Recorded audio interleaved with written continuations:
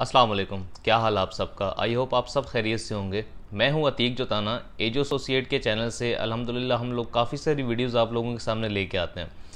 तो आज का जो टॉपिक है हमारा बेसिकली उन लोगों के लिए है जो अभी तक बेरोज़गार हैं। जी हाँ, ये टॉपिक उन लोगों के लिए है जो अभी तक कोई काम नहीं कर रहे।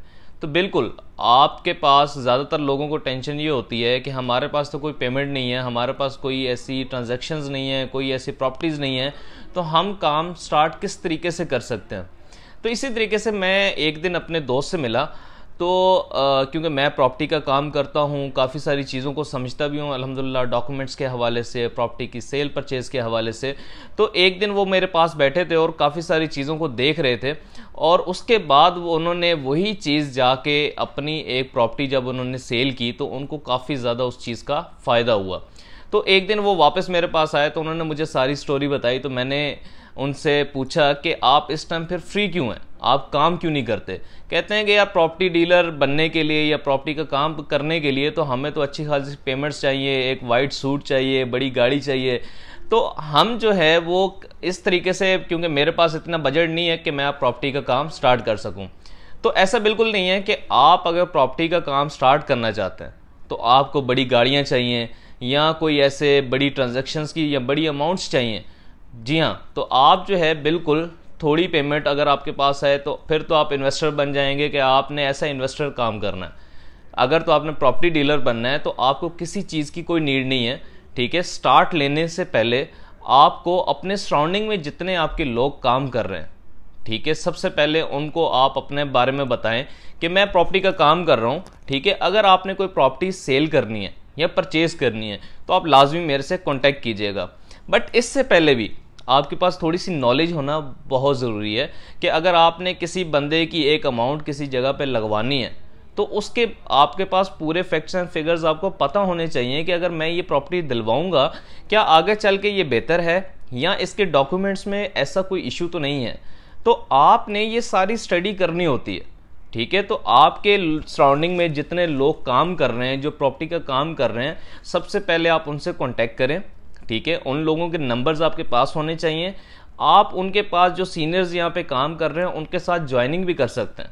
ठीक है, उनके पास बैठ के 6 महीने या 1 साल का पीरियड लगता है, क्योंकि अगर आप एक भी अगर कोर्स करते हैं तो कम से कम 2 साल का पीरियड हमें चाहिए होता है, 3 साल का पीरियड चाहिए होता है। तो फिर जाके आप एक अपनी एक डिग्री जो है वो कंप्लीट करते हैं। तो ये तो एक बिजनेस है, आपने अगर ये सीखना है, एक लॉन्ग टर्म लेके चलना है तो सबसे पहले इसका सीखना ज़रूरी है। ठीक है, इसके बारे में अंडरस्टैंडिंग करना ज़रूरी है कि आपने एक बंदे को अगर प्लॉट लेके देना है या एक बंदे से प्लॉट सेल करना है तो वो किस तरीके से कर सकते हैं, डॉक्यूमेंट्स जो हैं वो किस तरीके से हम चेक कर सकते हैं। तो ये सारी चीज़ें हैं, आपने ये सारी स्टडी करनी है। इसमें आपको 6 महीने या 1 साल या 1.5 साल या 2 साल का प्रोसीजर लग सकता है। बट ये है कि उसके साथ आपकी एक स्टडी चल रही होती है। आप डेली बेसिस के ऊपर एक अगर प्रोजेक्ट के ऊपर काम कर रहे हैं तो आने वाले 2 दिन में या 3 दिन में या 6 महीने में आप अगर एक ट्रांजैक्शन भी कर लेते हैं तो आप 1% कमीशन लेते हैं। तो अल्हम्दुलिल्लाह अगर आप 50 लाख की प्रॉपर्टी सेल करते हैं तो आपके पास 1% कमीशन 50,000 बनता है।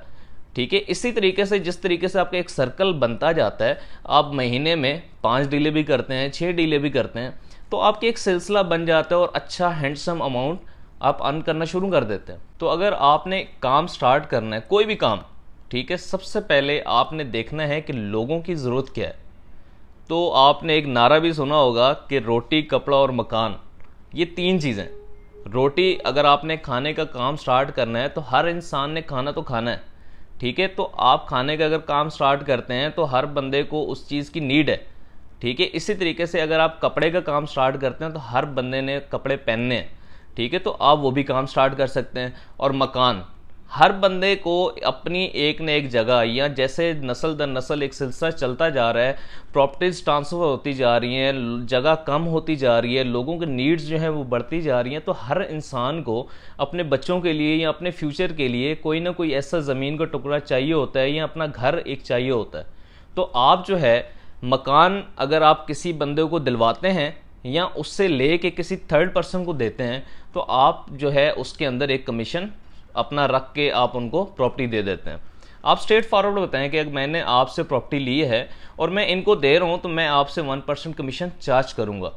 और ये सारा ट्रस्ट बेस के ऊपर होता है कि ज़ाहिर सी बात है एक बंदे की पूरी जमा पूंजी होती है एक प्रॉपर्टी के ऊपर, वो आप पे ट्रस्ट करता है और ट्रस्ट करके आपको देता है कि इस प्रॉपर्टी को सेल कर दें।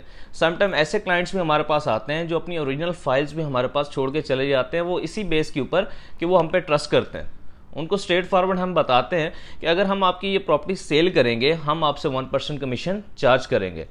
अगर कोई बीच में कोई हमारे साथ ऐसा कोई मेंबर अटैच है जो ऑलरेडी प्रॉपर्टी डीलर है और वो मेरे से प्रॉपर्टी ले रहा है, मैं अपनी साइड से 1% कमीशन लूँगा और वो अपनी साइड से 1% कमीशन लेंगे।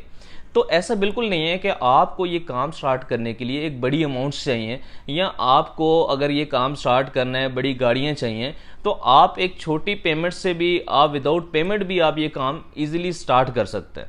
ठीक है, एक डीलर जब बनता है ना, डीलर से आगे इन्वेस्टर बनता है। तो डीलर जो है वो जब ये थोड़े थोड़े कमीशन अपने पास सेविंग करता रहता है, कुछ आप एक्सपेंस में यूज़ करते हैं, कुछ आप अपनी सेविंग्स करते हैं, जैसे आपकी सेविंग्स ये बढ़ती जाती हैं तो आगे चल के वो पेमेंट जो है ऐसा इन्वेस्टर आप कहीं ना कहीं जगह किसी अच्छी जगह पे आप अपने लिए प्रॉपर्टीज़ भी ले सकते हैं, या आप जिस काम के अंदर जिस फील्ड के अंदर हैं उसमें भी यूज़ करके आप प्रॉपर्टी एक ख़रीदते हैं, उसी को आगे किसी क्लाइंट को सेल कर देते हैं। तो इन्वेस्टर बनने के लिए एक इन्वेस्टर को तो पेमेंट्स की नीड होती है, डीलर को पेमेंट की नीड नहीं होती।